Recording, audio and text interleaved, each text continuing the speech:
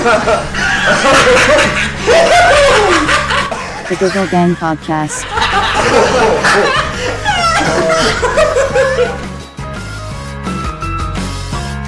102 minutes, and it was all about the attack and the 102 minutes, obviously, from the first plane going into the towers crashing. I put my hat on because my hair's everywhere. That's okay, mate. But yeah, it was really good, really interesting. So it was basically just describing the 102 minutes between... Yeah, so it was like they've taken footage from all the different people that shot it from different, angles throughout the day. But it was, obviously, I was going to say it's entertaining. It was very dead interesting. What I found mad was when the building went down, the first one, obviously, like, it was like a film in a sense of how much smoke and like shit just went through the city, and it showed footage from people inside, like running, filming, but inside the dust cloud, and it's quite like apocalyptic-esque. But my girlfriend, she's not like soft, but she was getting really emotional to it, and I was a bit like, I don't know, I wasn't laughing, but you didn't have enough feeling about it, do you think? I wouldn't say that. No, I was just a bit like, it was such a long time ago. Yeah. And I kind of said to her, I remember it happening. Yeah. But what I did say is, I think that's been the biggest event of the 21st century. Because it happened 2001, didn't it? Yeah. So I think that is the biggest event of the 21st century. So far, there's been nothing to top it. Yeah, no, nothing in terms of like absolute, like the whole world going, what the fuck? Yeah. Because like in the 90s, Diana died, and that was massive. Yeah. That was massive for England. I don't know if that was massive for the world. Well, yeah, my mum says, she was like, I remember, she was like, I picked it up from nursery, I remember hearing it on the radio. But I spoke to James Allen about this, because we had someone request us to do an episode on our podcast about British culture. And it's evident in this country that we don't really give a shit about the royals, but outside, people are mad for it. Like, it seems, well, Americans especially go mad for the royals. Yeah, like people are fascinated, I think, with the English monarch. Yeah, it does bring in a lot of tourism, but I don't think it's like, it doesn't make like national news. No, but it's like they're kind of powerless. Like, yeah. I said to, they have no pull here. Yeah, it's crazy in a sense. Like 500 years ago, say if we had, obviously 500 years ago, the King and Queen and the rest of it. If you had one person like Theresa May 500 years ago calling the shots, and the King or Queen weren't happy, they would just like execute them. I was like, that can't happen now. You know. So what I mean? Who was the bold person that stepped up and said, I know we've got the King and the Queen, and that's fantastic, but I think we need a Prime Minister to run this show? That was the English Civil War, and that was with King Charles and Oliver Cromwell. I'm glad you know the answer. Yeah, because I fucking don't. No. So there was, it all kicked off massively in the Tudor period with Henry VIII. Look at this for fucking information. Mate, who would have thought a fucking teacher would come on and fucking spill the beans? Yeah, I'll put on a Stephen Fry impersonation in a minute. You'll see him. Get your voice a bit more monotone if you can. But King Henry VIII, when he came in the Tudor period, that sticks out as such like a key time in British history, because he was the first person to bring in divorce, and as a consequence of that, the Church of England came about. So you had Catholics and Protestants, and obviously back then, if you were married, you were married. That was that, and that's why he beheaded people, because he was like, well, if they're dead, I can marry someone else. But then he just started divorcing, and that was the birth of the Church of England. So as a result of that, that led on to what was then King Charles, and King Charles had Oliver Cromwell, who basically was like, revolted against the king. There was a civil war, but Oliver Cromwell was representing like from a parliamentary type of... The people. He represented the people. Yeah. It wasn't just dictated to by these monarchs. Yeah. Oxford's a really cool city to go to if you want to... I'd highly recommend visiting Oxford. It's very, very good for history, if you like history. I do like history. Yeah, there's so much there. And there's actually, I think it's the King Charles Library or something like that. But there's rumours of that his ghost wanders the unrestricted section. The naughty section of the library. Yeah. I wanted to ask you, because you're Mancunian, you've lived in Manchester. A bit of a curveball, this. Oh. So My family are from Manchester, but I grew up in Milton Keynes, which is like, as I say, near London. So, a question for you then, just to take it back, because at the start we're talking about 9/11. I have wanted to ask about the Manchester attack that happened at the arena. Were you in Manchester at that time? Yeah. What was that like? Well, I didn't know about it until like I'd say maybe 9 o'clock the next morning. So it obviously happened at the Manchester Arena, and I woke up in the morning and just had a load of missed calls and texts off my dad going, "You're all right," and I thought, well, what's happened? Then turned the telly on, and obviously the attack had happened.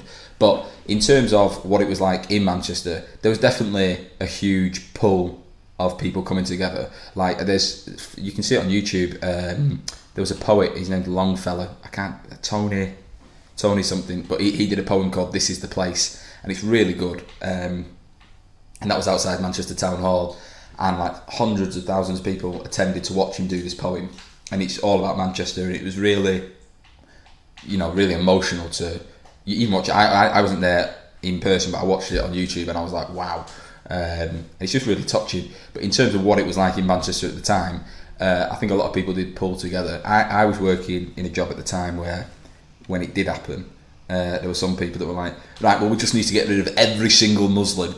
And it's like, yeah, but it's not every single Muslim that's doing it. You know what I mean? And so it was just like, well, if we get rid of them, we get rid of everything. And I'm like, it's just like when maybe we need to get rid of you. Yeah, after you guys won the World Cup and a bunch of people went around smashing up people's cars, be like, we'll just get rid of football, mate. We'll get rid of football, solve all the problems, fuck it off. Yeah, like I think that was that. It's what you say there, though. It's like people are so narrow-minded. Yeah. So like when that shit happens, what I found, I don't want to say funny, but it's interesting to see who the opinions people post online as a result of things like that. Because there are some people that put quite well thought out theories, I suppose, and present themselves in a good way, and then there's other people that just like copy and paste, this bullshit. Yeah, you know what I mean. So if we don't have any people in this country, if you can't speak English, you should be here.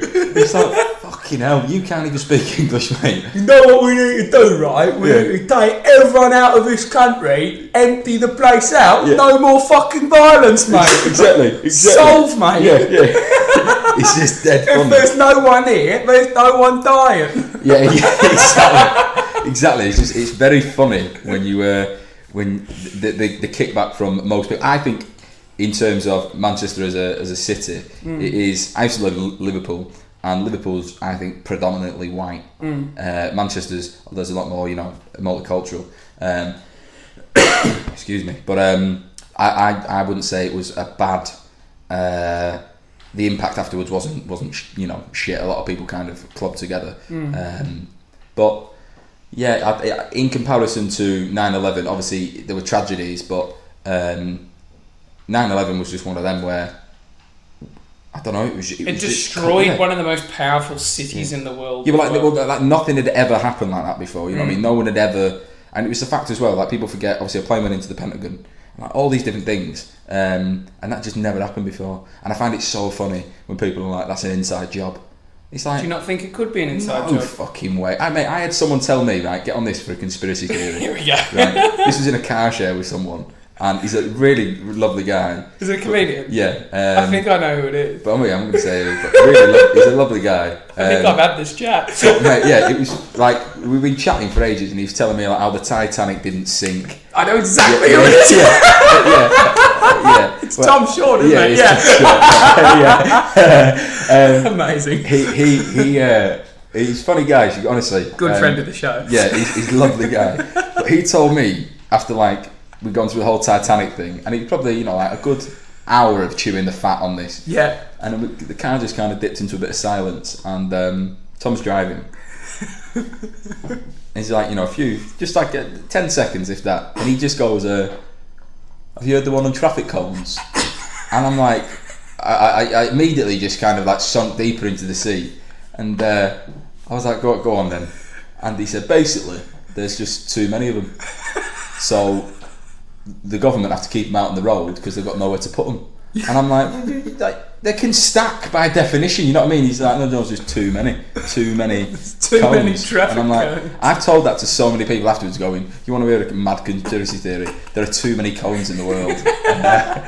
They got nowhere to put them. Yeah, so you just leave them out on the road. It's ridiculous. But yeah, I'm not massive on conspiracy theories. Right, but what was his one about 9/11? No, I was just saying about when people make conspiracy theories. Right, that was an inside job. It's like loads of people died. You know what I mean? And it's like I just can't understand how it'd be. What about the conspiracies that certain people were told not to come into work that day? I've not heard that one. Certain important people. Really? I've not been told that. But again, what's the validity of it? Yeah. How do you know that they were told not to come? They just didn't fucking show up late or whatever. Yeah, and most of the time when I've heard or seen people talk about this, it's a guy wearing combat shorts who is severely overweight, and it's just like, dude, come on, you know what I mean? You're upset you were ejected from military service. And this is your way of going like that. I just think that our country's great, man. We need to go forward as a unit. So, yeah. But your American accent is perfect. Oh, mate, a man of many. So, have you ever travelled to America? Never. I've never been to the States. Do you want to? Yeah, it's on me. It's on me to do. I'd rather go to South America first, but in terms of America, first place I'd like to go to is New Orleans. Have you ever been? No. No, all right. No. But this is the thing. It's like, you're from Australia. Australia doesn't even appeal to me. Like, I love travelling. Really? But yeah, it's a lot of people are like, oh, Australia. I'm like, yeah, but it's just hot. Like, I understand there's you've got the Great Barrier Reef, but like, I like history, right? And Australia doesn't have a lot of history. That's what I mean. And it's not like I'm going, it's a shithole. But if it was a toss up between New Zealand and Australia, I would pick New Zealand. Really? Hands down. Really? Hands down. What is it about New Zealand that fascinates you? Because I was born in New Zealand, so I'm actually a Kiwi, but I've grown up in Australia. So same with Cam. Cam was born in New Zealand, but grown up in Australia. So we have these Australian accents. All our family live in Australia. We have Australian passports. But you were born. But my history is New Zealand. So what attracts you to New Zealand? I've never heard anyone be like, I'd rather go to fucking New Zealand. Like, well, I think there's a lot of childhood memories of Lord of the Rings and I was filmed there. Okay. Yes. So I'm not saying I would go full. You know. That's a big move to make just for. I'm going to New Zealand in a cloak. But yeah, I would like to go. I think it's I like landscapes, and it seems that it's quite extremes. Beautiful. You know, mountains and whatnot. So I'd definitely like to go and check that out. But South America, I think that's why it appeals to me, because 100% I want to go to Patagonia in Argentina, and I will definitely end up going to Chile. So the plan is to, in 2020, with my girlfriend, to go and do 100 days of just pinballing around South America. 100 days exactly? Yeah, it's like 3 months-ish, hopefully. I'd like to do a year, but I've got to start earning more money. So I think 100 days is like a good chunk of time. Because also as well, I'm not saying the comedy world would miss me, but I'm terrible. I would be concerned of going away. Yeah, and like just losing traction. You know what I mean?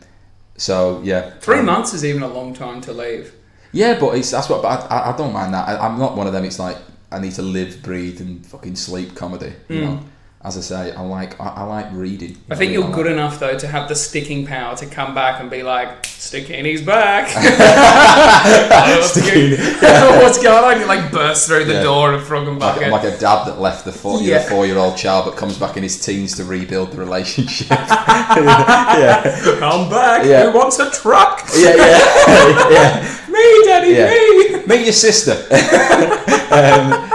But no, I appreciate that. But I know a friend of mine. He's going away to Australia for a year. You know Callum Moakley. Yeah. So he's going away. And yeah, I don't know. Australia seems a very cool place, but I would I'd rather go to New Orleans first than Australia. Just because of the history.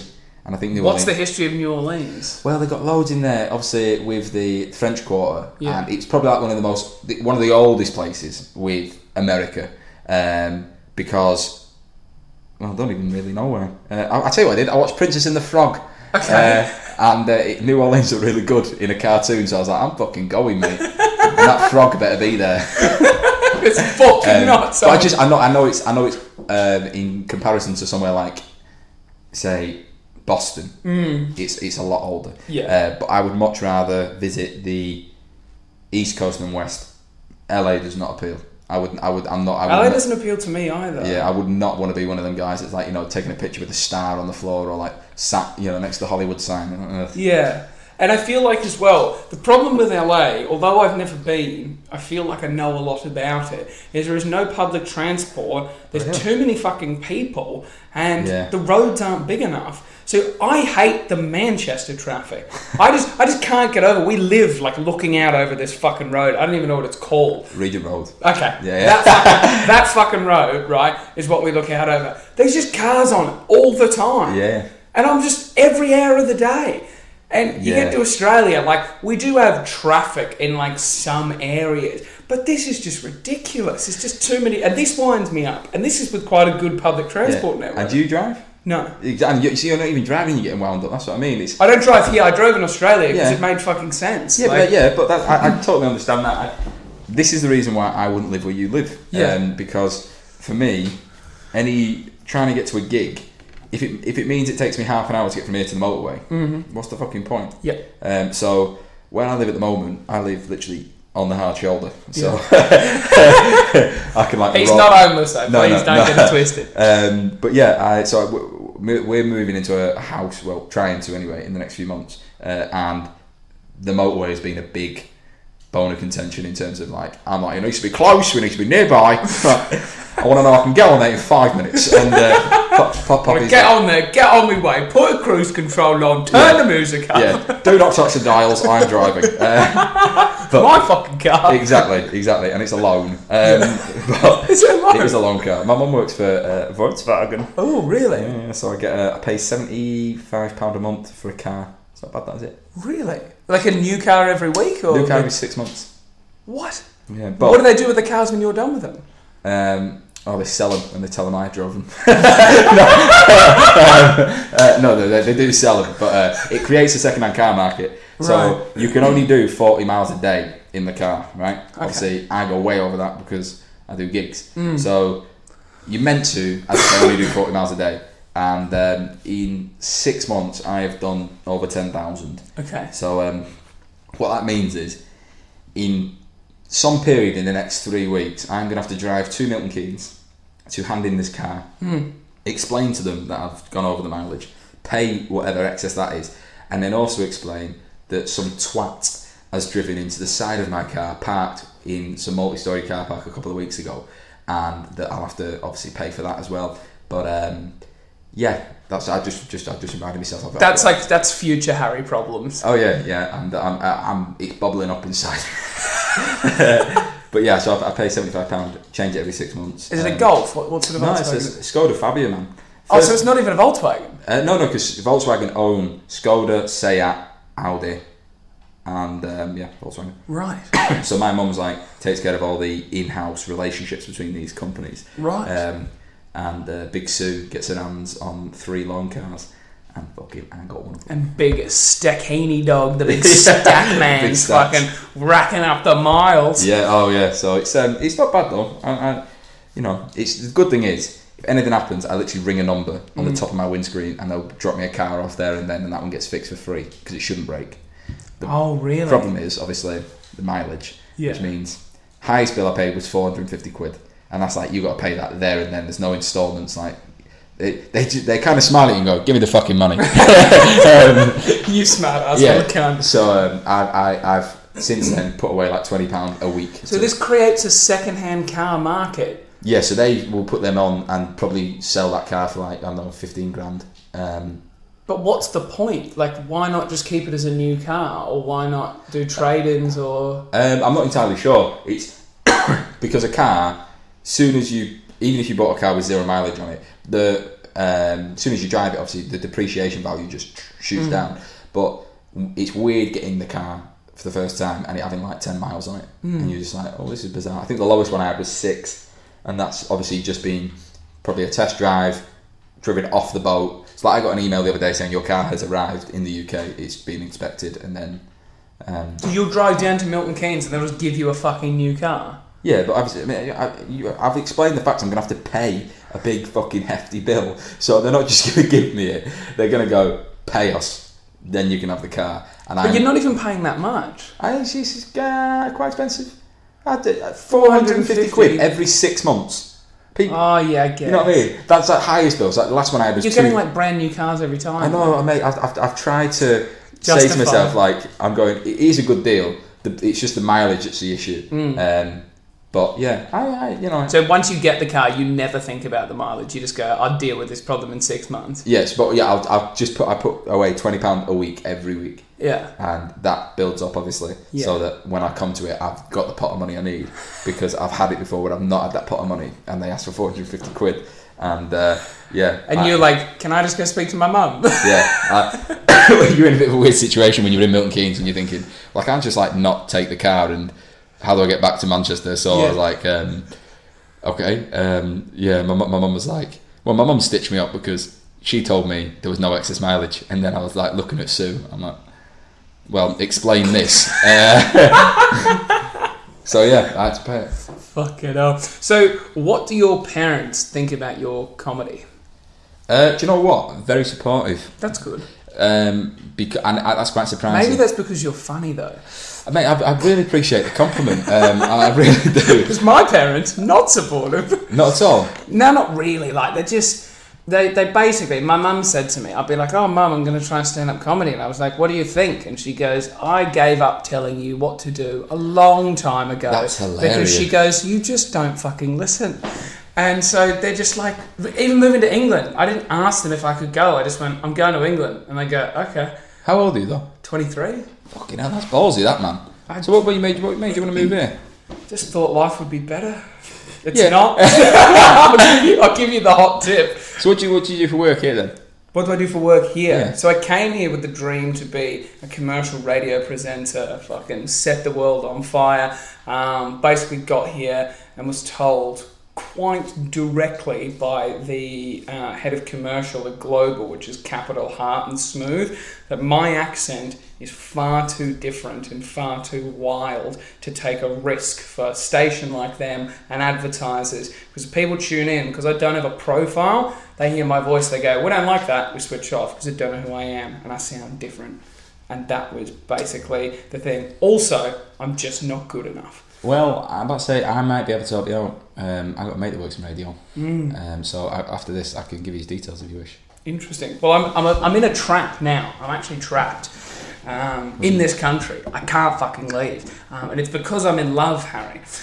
Really? So I'm in love with a lady from Yorkshire, right, who lives across the street here. She lives just over the road, and basically she's studying to be a teacher.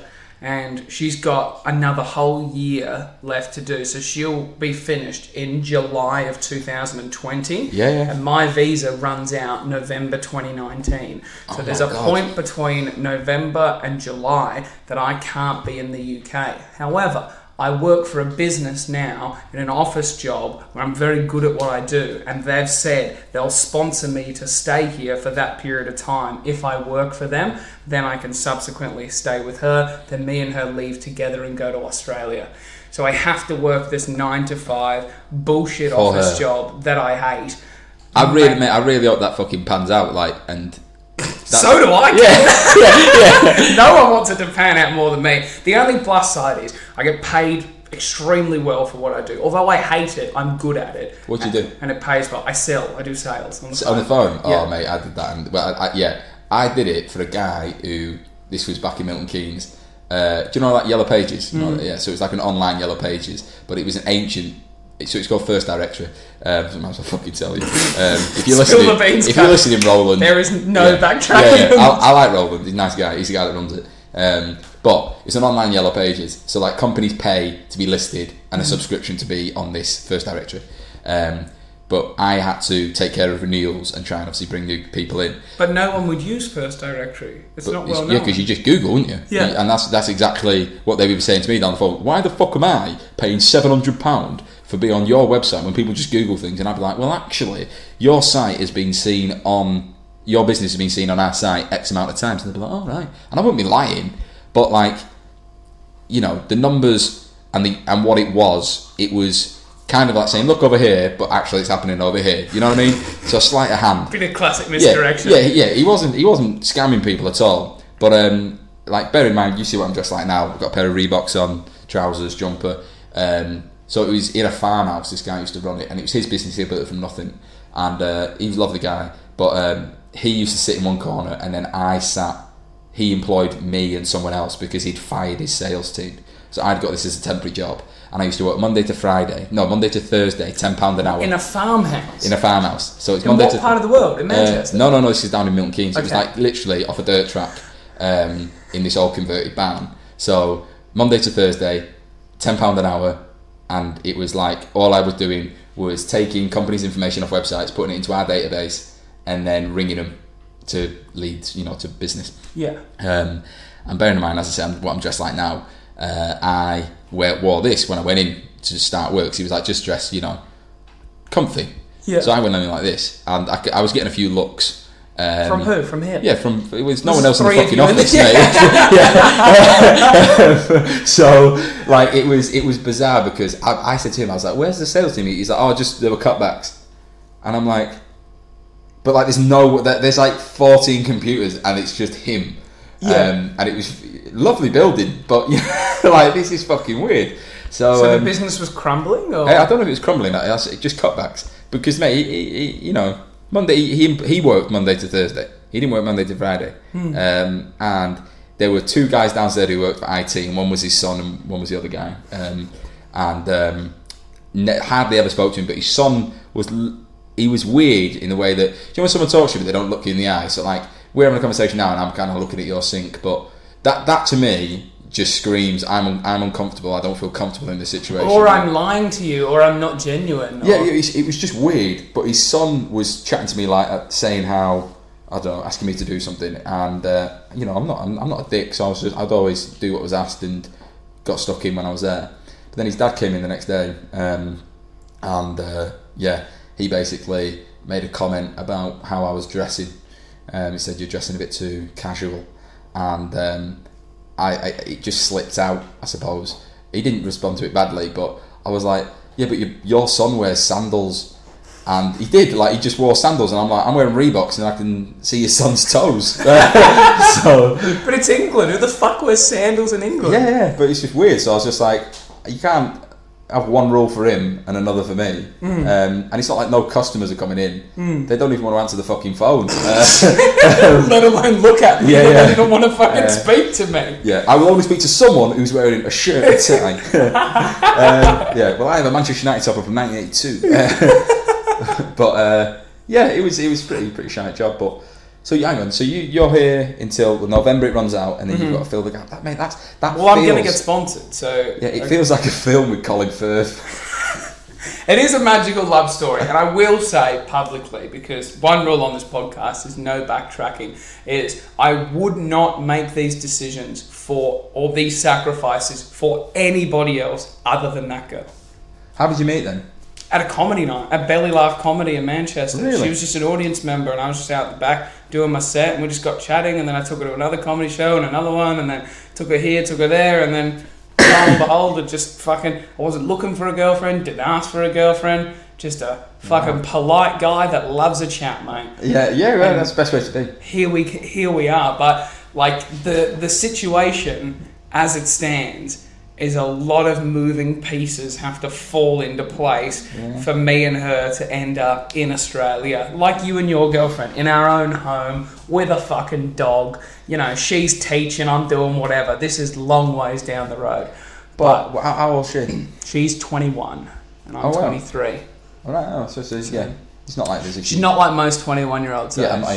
She's pretty fucking switched on. Well, if she's teaching, you know what I mean? Yeah. I can't imagine she's doing fucking ketamine. You'd be surprised. As I say, there's no going back. We've crossed that line. No, it definitely does not do ketamine. That's cool. That's cool, man. It is good. How did you meet your girlfriend? I met a very cliche first ever night out. I went out on a fake ID of a chap that was called Brandon Kerr. Right. He was 24. Never met him. Had his ID. How did you get his ID? Someone gave it me. So, Is this like yeah, a common Manchester or England thing? Someone came up to me at college, and I'd asked if there was an ID I could use of someone's, and someone just came up to me and went, "This guy looks like you," and I don't. They could have taken it off a corpse. You know what I mean? It's like, just have this. I was like, "Oh, why is it covered in blood?" So hang on. So you got his ID just for the night, and then you give it back to him? like someone gave me his ID For money? No, like someone literally just came up to me. I'm not going to say who. Okay, but you did know them. Yeah. Like, I found some this. fucking random Jason Bourne. Yeah. This guy looks some random like guys came up to me. Well, yeah, a friend of mine. He was like, "This guy looks like you. Who's this?" So did you? Because the classic fake ID thing is they like scratch it or whatever, and then they go. This was legit. Yeah, but then they go, "What's your date of birth?" Yeah, did you rehearse what it was? Are you yeah, Brandon Kerr? He was born in April. I know that. 14th of April 92 or whatever it was. I've never met Brandon. If you want to reach out, mate, do, because what's his name? Simon Smith lost your ID, not me. Simon Smith said, "Can I borrow that?" And I was like, "It doesn't even fucking look like you, Simon." And then what happened? Said to Simon, Simon Smith's a real guy? Yeah, Simon Smith's a real guy. Oh, right. I said That's too many names. No, I said to Simon's my mate, and Simon said to me, "Can I borrow your ID?" Can I borrow and I'm Brandon's like, "You mean ID? Brandon's ID?" And he was like, "Can I borrow it?" And I said, "Well, you don't look like him." And I kind of got protective of, you know what I mean? The fact that you and Brandon look alike, yeah, because you had this special he's connection. my friend. Yeah. So ID friend. yeah, exactly. So I was just like, "Dude, what do we?" It's mine. But Simon used it, and a bouncer took it off him. Because he didn't look like it at all. Yeah, he just said, "That's not you." And then I said to Simon, "Well, did you not ask him for it back?" And he was like, "Well, no." I'm like, but that was my ID of Brandon's ID. Yeah, mate, you just lost that identity. Was it a license or a student ID or what was it? No, it was a driving license. Oh, it was a God. driving license. So, where did that cunt get a driver's license? I don't know, but that looked like you. But yeah, I went out, 17 at the time, and this I remember chatting to a girl who wasn't Poppy, and this girl said to me, "What do you do for a living?" And I told her I was a bricklayer. That was I don't know why, just like first. Were you a bricklayer? No. I was a pubescent college student studying sports. But so you didn't have any job? No, I was at college. Oh, so I was right, studying sports coaching. Is college like 5 days a week? Is that? It is, yeah. Okay. 5 days a week. So it's just like being in school? 9 to 5. Okay. So it's like a proper...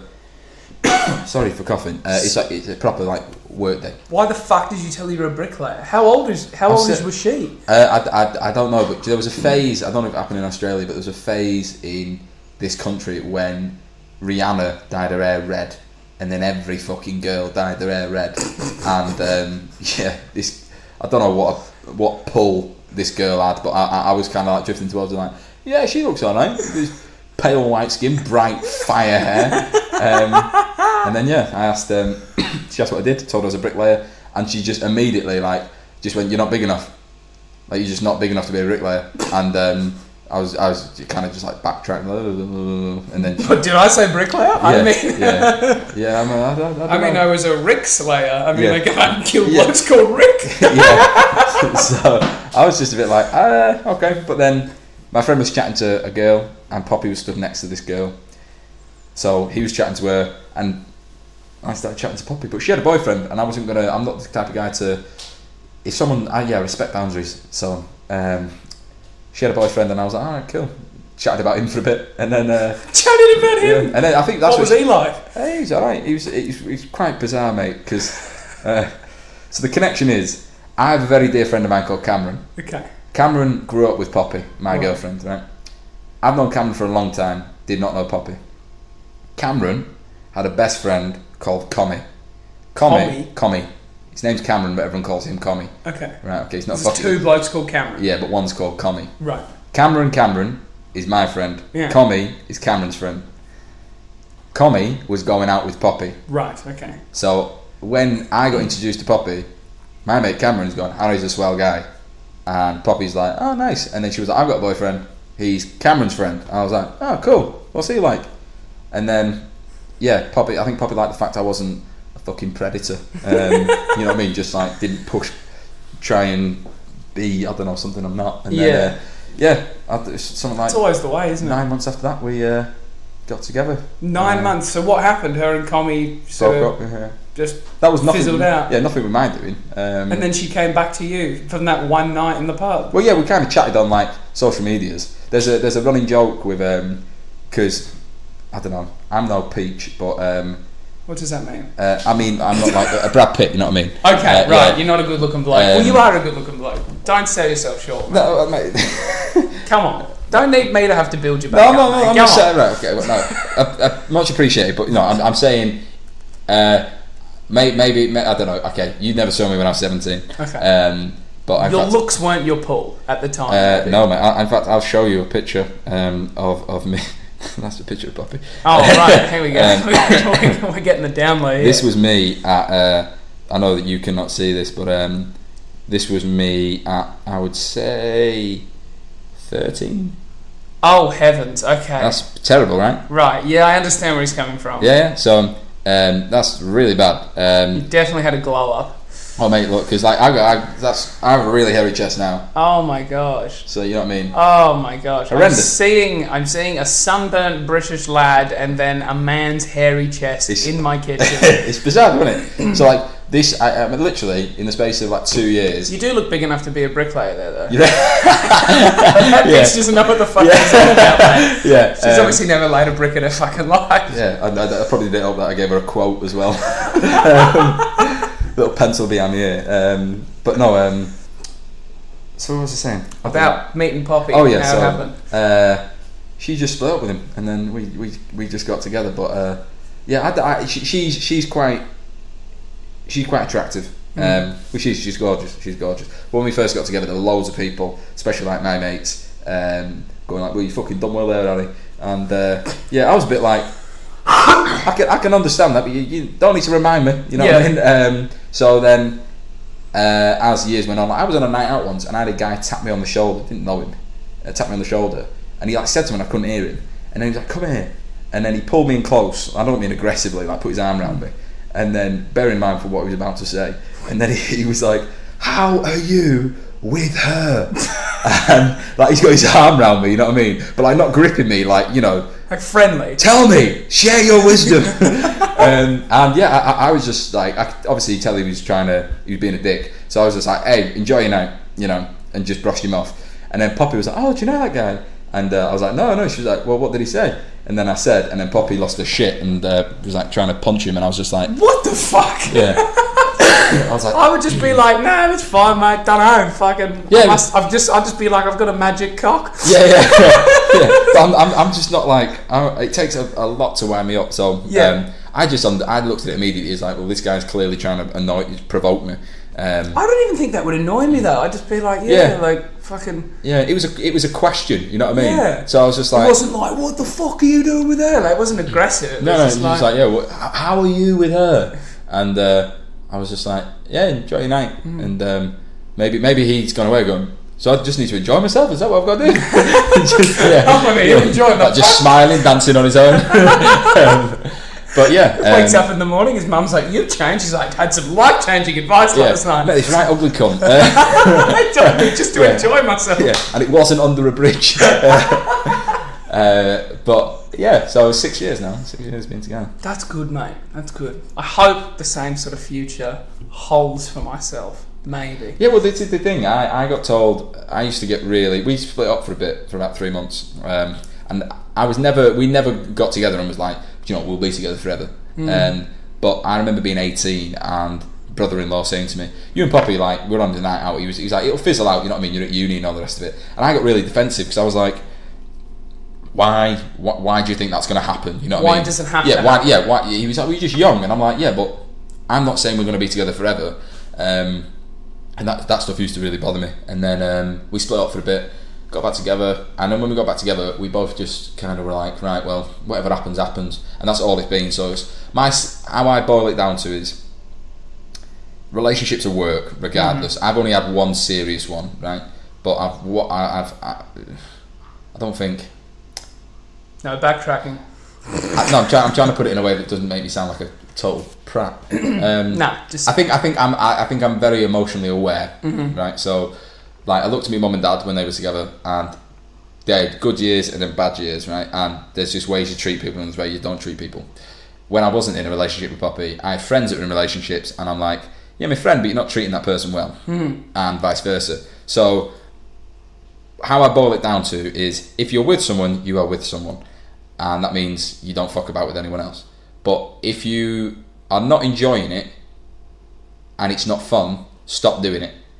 So that's just how I've looked at it. So when we've gone through, there's been good times and bad times, but I've just boiled it down to, am I still having fun? Yes. All right, well, we just carry on. Because not everything's rosy. You know what I mean? Like 6 years of being together, we broke up, didn't we? So there's been shit times and good times, but I find it more so these days that I think if I was single now, I'm not the type of person to be like out on the prowl trying to shag loads of birds. So as I just casually cross my legs, not for me. The campest shagger you've ever met. Actually, I'm going to tuck my penis away. Down, boys, stop it. But yeah, I'm just not like that. So no, I think nor am I. Yeah, but that's the thing. I had friends that really kind of emphasise the thing of like, I've shagged 60 birds. And I'd wind my mate up and be like, yeah, but how many good looking? And then they would get defensive, like, do you want me to tell you what I rate Poppy? And I'm like, I don't care. I don't care. You're not the one that's to have sex with her. I know. It's fucking me. Yeah. And I ain't got an issue with it.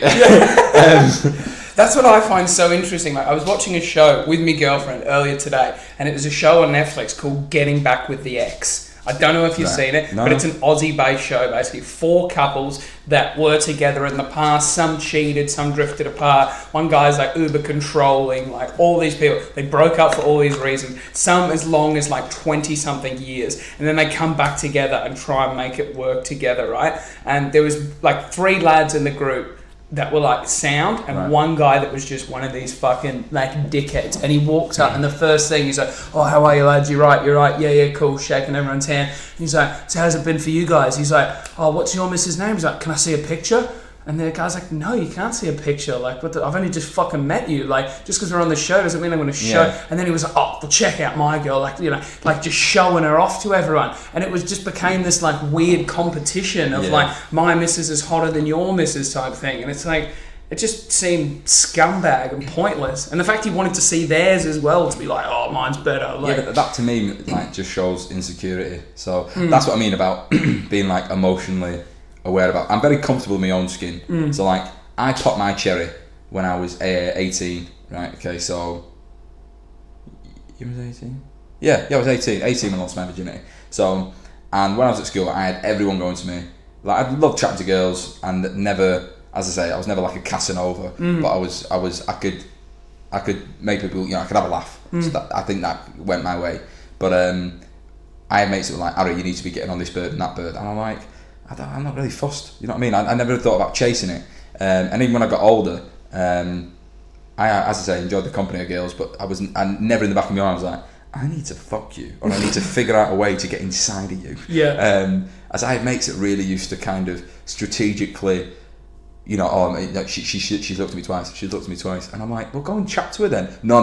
She got to come to me, because then it's official that she's making the move. You know what I mean? She likes me, and I'm like, it doesn't fucking matter. Yeah. Or guys that are like, you got to dominate them. You got to show them who's boss, and you've got to make decisions for them. And I'm like, okay, yeah, it's this medieval France. What the fuck are we doing here? So yeah, I don't know. I think if I was single now, I would not run back into a relationship. But I think I would have a very low tolerance of other people. Yeah, that's fair enough. Yeah, if someone's self-absorbed into the phone, my type of girl is someone who can 100% laugh at himself, likes going on a walk, and can put the phone down because and just be in the room. Yeah, man, just be present. Yeah, fucking. I'd probably do Poppy's head in all the time, because I wouldn't want to date me. Why not? I'm a 45-year-old man inside. But that's appealing to some people. Yeah, I don't know. My problem is, like, I wake up 6:30 every morning, right? So I wake up and I will read for 15 minutes. I like routines, so I read for 15 minutes, and then I'll meditate, and then I'll go to work. And that's like, what's the point in reading for 15 minutes? How much reading do you really get through? Like 2 pages? 2 pages? Yeah, 2 pages. It's just get my head going. And I'm not like meditating. I literally, because I can't switch off. My head's always like, rolling over. So my girlfriend was like, try Headspace. And I just do 10 minutes. And it's literally just me breathing in and out with my eyes closed. And afterwards, I always feel a bit like, oh, I'm settled. Oh, pardon me. That's all right.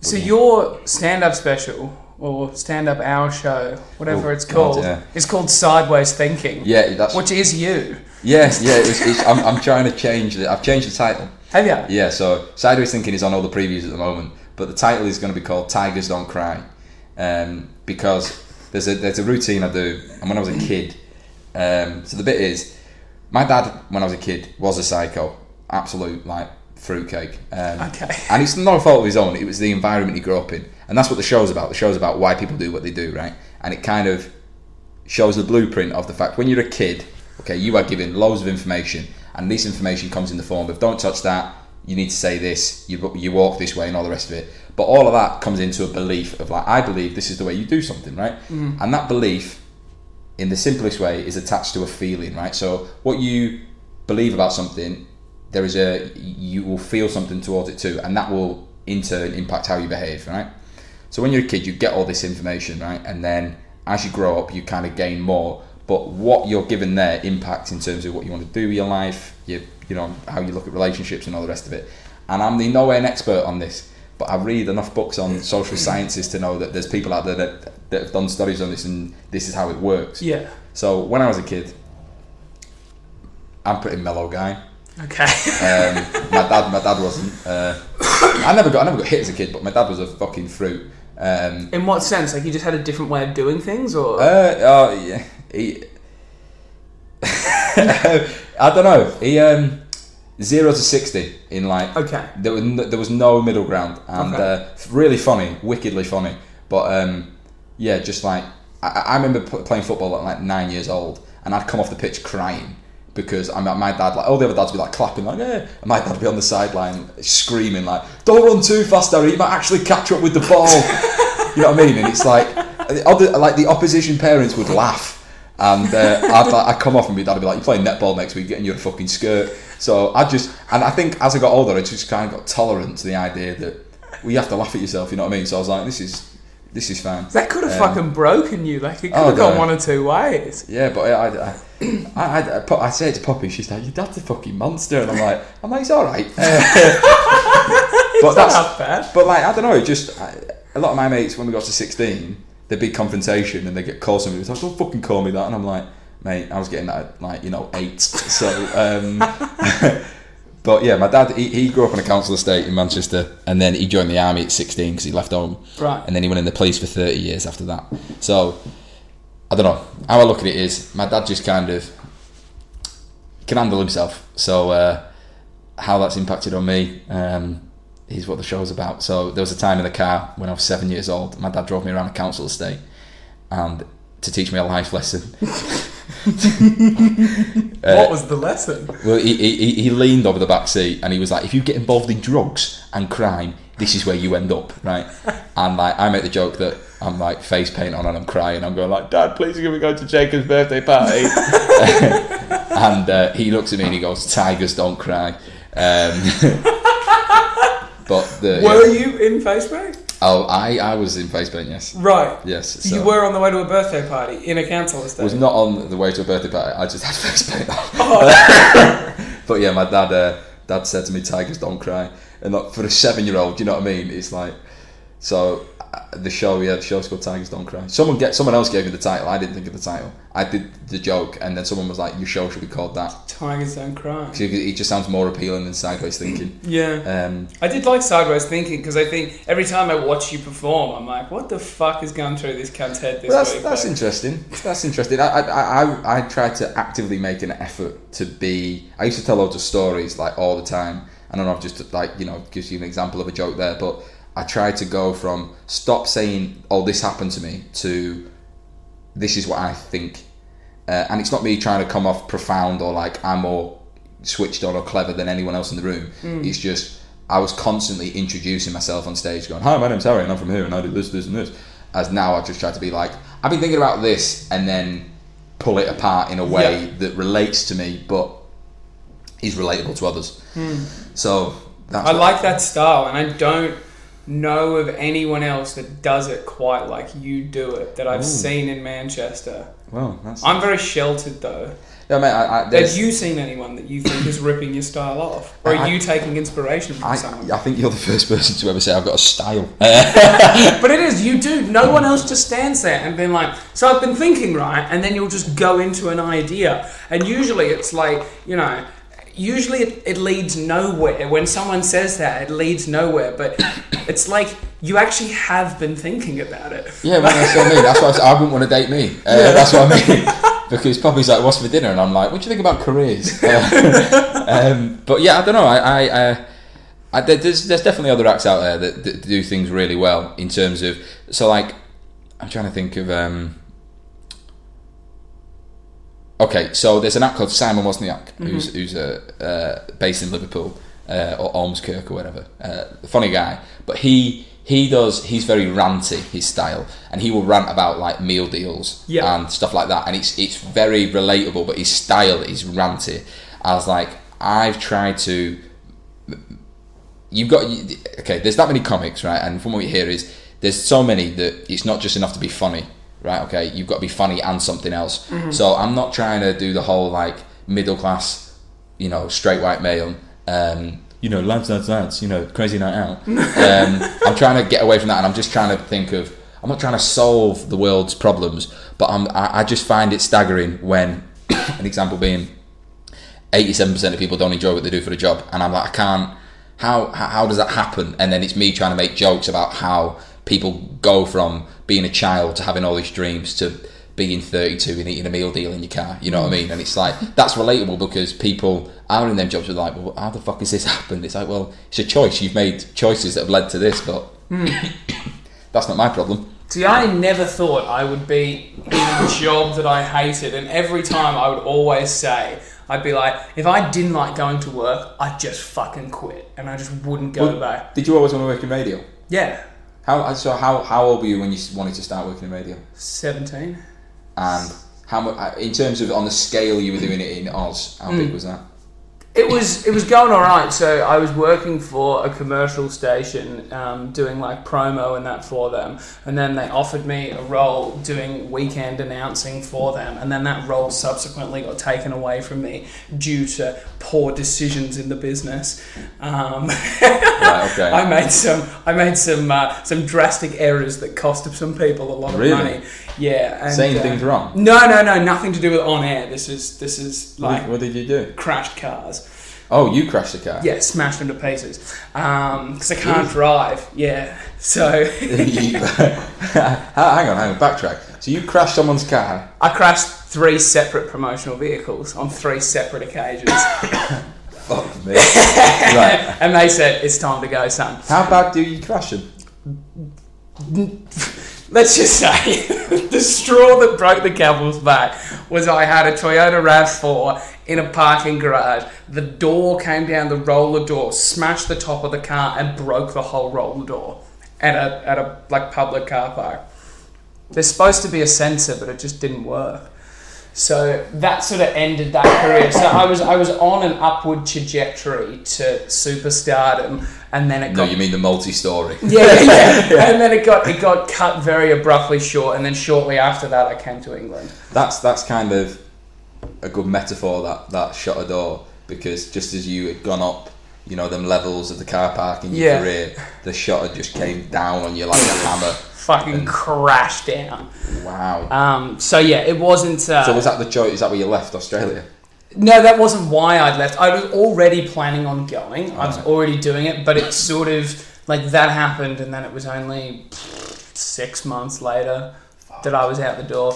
So I just fucking spread the wings. I was like, I'll go make it in England. That's cool though. I've ended up here and just haven't had the opportunities that I've had. But they even said to me when it ended, they were like, go away, go to England, go and learn how to drive and get a fucking opinion. Because I was a child. I was literally a child. They're like, go away, get an opinion, live a life, get some experiences, and then come back to us.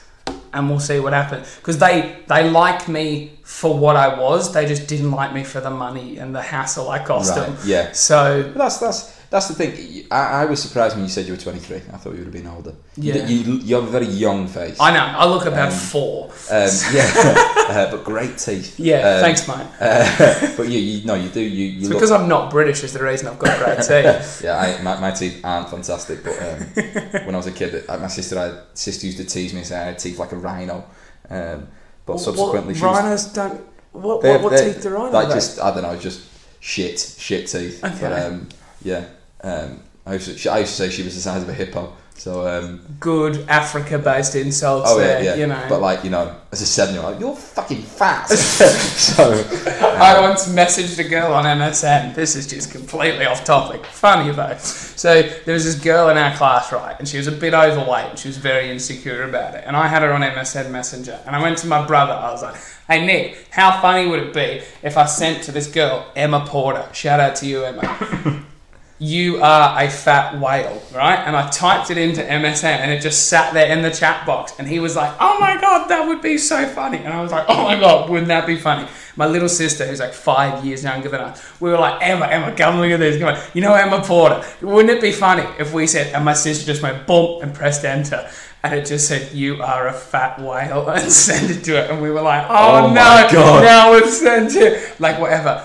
It blew up so badly. Her dad, we lived in like the small town in New Zealand, right? Her dad was the pharmacist that provided the prescriptions to me and to my mum, because I had ADHD as a kid. So I was dosed up on amphetamines like it was going out of fashion, right? Mum's got high blood pressure and all these other fucking products. My mum goes in to pick up the prescriptions and the dad comes out from the back and goes, "Mrs. Shaw, do you know what your son's been saying to my daughter online?" And my mum's like, "No."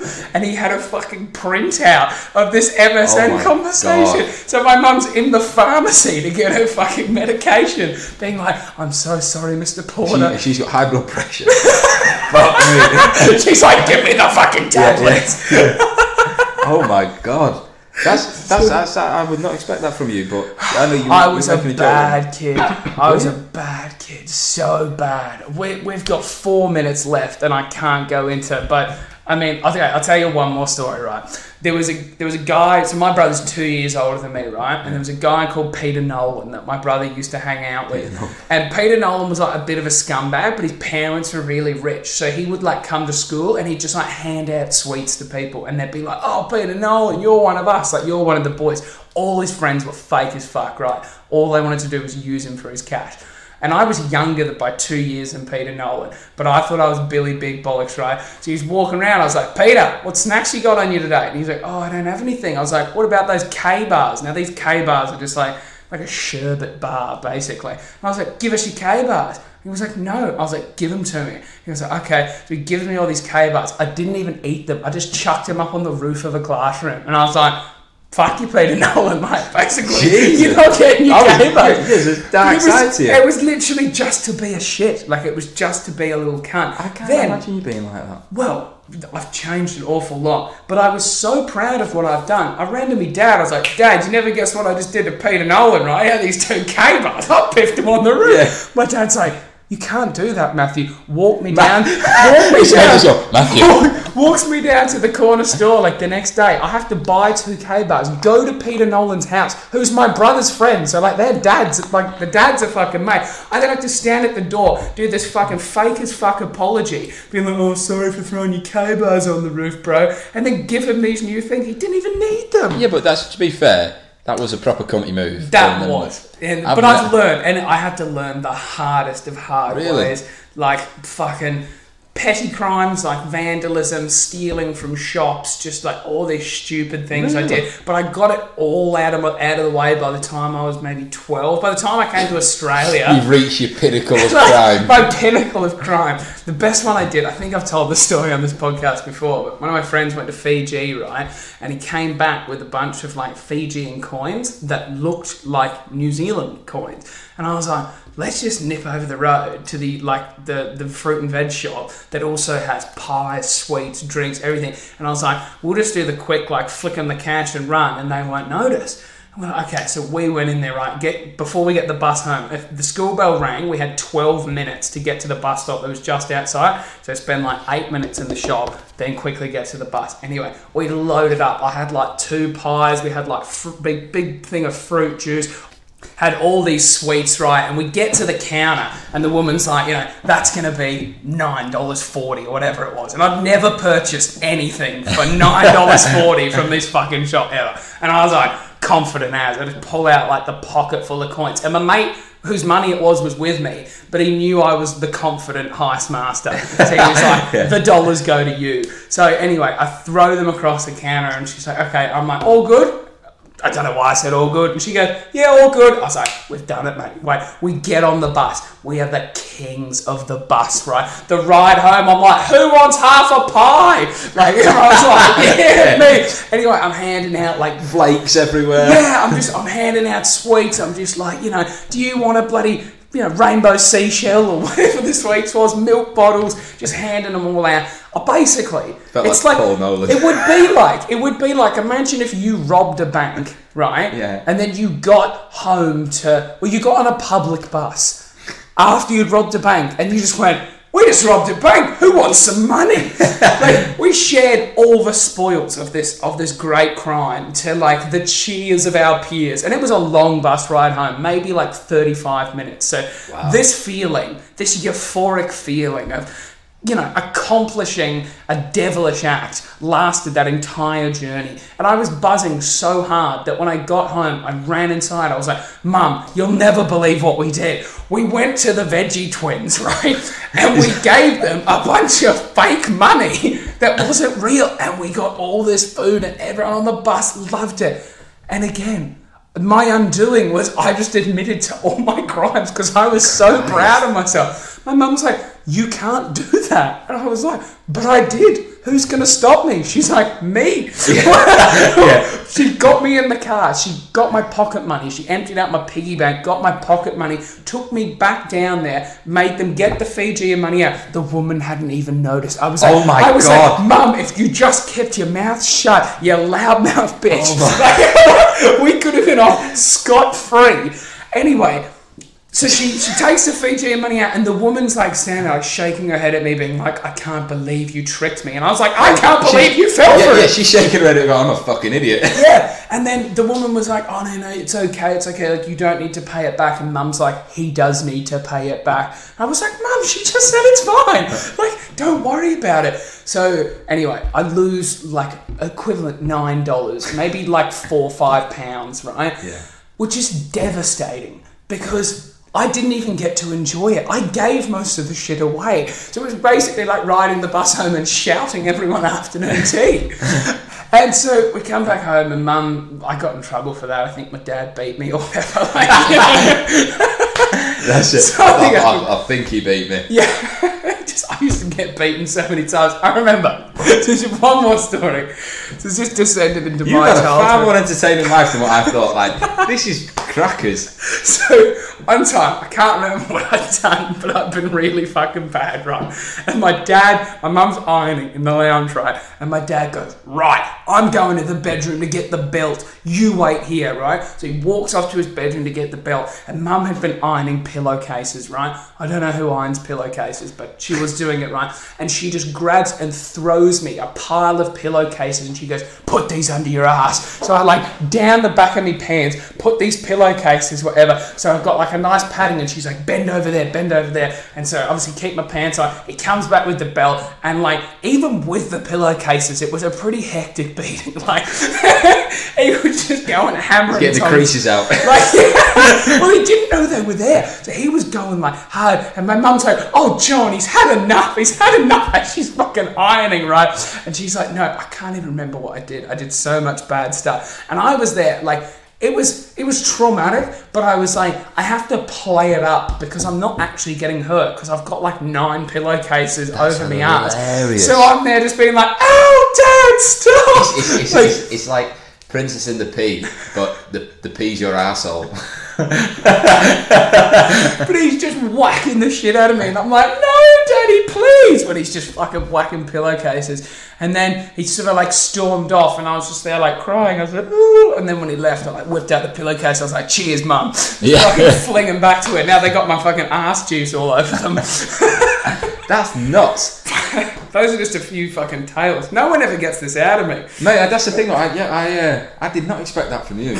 Yeah, not at all. Like you were saying to me, you think my dad fucked me up. Like, no, my dad's a sick cunt. He's a good bloke. Exactly. My dad's the exact same. Do you know who Joseph Fritzl is? Yeah, I've heard of him. Yeah, so he kept his daughter in the cellar. Yeah. And, you know, he had a load of kids with her. When that burst onto the news, my dad would be like, give us a kiss goodnight. And he'd just, like, my mum would be sat on the settee. He'd be like, all right, night, son. Send your sister down, will you? And we'd have a laugh about it. My mum would be like, Martin, you can't say that. That's horrible. That's but, like, you know, I'd go to... when from the age of like 5, I was brought up on Father Ted and stuff like that, so a lot of British comedy. And my mum got pulled into nursery because I was calling other kids dipsticks and plonkers for Only Fools and Horses.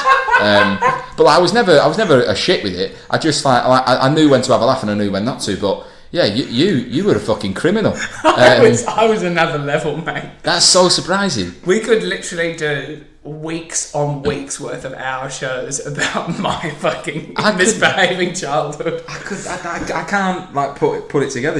I was probably from literally when I landed in Australia. So I feel like I've been 3 different people in my life. Who I was in New Zealand, then I got the opportunity to have a fresh start when I came to Australia. Then I fucked that up, right? And then I got the opportunity to have another fresh start when I've come to England. And I think now on my 3rd fresh start, maybe I'm starting to figure out what I actually want to be. Fuck me. I know, it's deep as fuck, eh? No, that's just fascinating. I like that type of stuff, but that's fascinating. The fact that you fucking threw sherbet on the roof, and it's like you going, no, who's going to stop me? And I just picture your mum like slamming down a police badge on the table.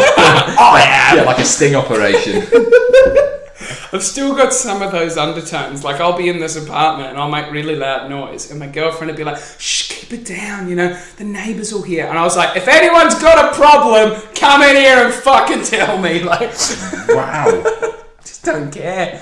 Jesus. Certain things, though. Certain things. But specifically my neighbours. I never fucking see the cunts. I don't even think we have neighbours. Yeah, but no, I don't know. Yeah, that's so surprising. So surprising. Well, really nice guy deep down. Yeah, clearly. Underneath all the espionage and whatnot. Well, Harry, we've done well over an hour now. Oh. You've dragged this out nice and long, and my girlfriend's ringing me asking me where I am. On the run. Yeah. That's what I am. On the run from the Veggie twins. Yeah. That's hilarious. The greatest fruit and veg shop in Whangarei. Yeah. They don't kneecap you, they just peel you. Yeah. I think that's going to be the name of the podcast, the Veggie Twins, and no one will get it. No. Except me and you. That's fucking funny. Beautiful. Well, thank you so much for coming on. The name of your special is... Tigers Don't Cry. 14th of March. It's in Manchester for a preview. What's the venue? Gulliver's on Oldham Street. Yeah. So yeah, check it out. You can get me online if you wish as well. I'm going to be there. Yeah, mate, please come and meet the 2 stars of this show. Yeah, and the Veggie Twins. Yes, the Veggie Twins will also be there. I'm bringing a carrot and a parsnip. One of them's got a fake tan. You be the judge. Thanks so much. Bye. Thank you.